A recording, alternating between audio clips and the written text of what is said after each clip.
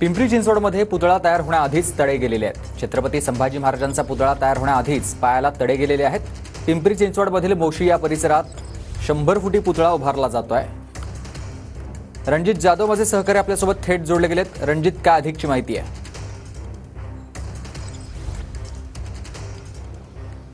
सुमित, पिंपरी चिंचवड महानगरपालिकेने तब्बल 100 फुटी छत्रपती संभाजी महाराजांचा पुतळा जो आहे तो या मोशीच्या भागामध्ये उभारण्याचं काम या ठिकाणी हाती घेतलेलं आपल्याला एकूणच पाहायला मिळत आहे। मात्र आपण पाहिलं तर छत्रपती संभाजी महाराजांच्या पायाची जी मोजडी आहे त्या मोजडीला तडे गेलेले आहेत।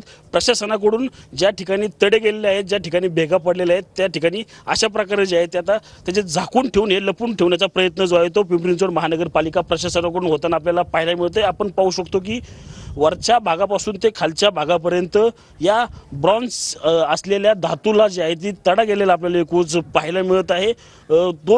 4 दिवसापूर्वी या जे तडे पडलेले आहेत याचे व्हिडिओ आणि फोटो जे आहेत ते सोशल मीडियावर मोठ्या प्रमाणात व्हायरल झालं। त्यावर पिंपरी चिंचवड महानगरपालिकेने आयुक्तांनी एक जो आहे तो खुलासा केला। त्या खुलाशामध्ये हा जो भाग जो आहे तो इथं नसल्याचा दावा केला होता। मात्र TV9च्या या पाहणीमध्ये हा मोजडीचा भाग जो आहे तो पिंपरी चिंचवडमध्येच असल्याचं आपल्याला पाहायला मिळेल। त्यामुळे पिंपरी चिंचवड महानगरपालिका आयुक्त शेखर सिंह जे आहेत ते नक्की कुणाला वाचवतात हेच आता या ठिकाणी पाहणं हे पाहणं तितकंच महत्त्वाचं असेल। धन्यवाद तुम्ही दिलेल्या सविस्तर माहितीसाठी।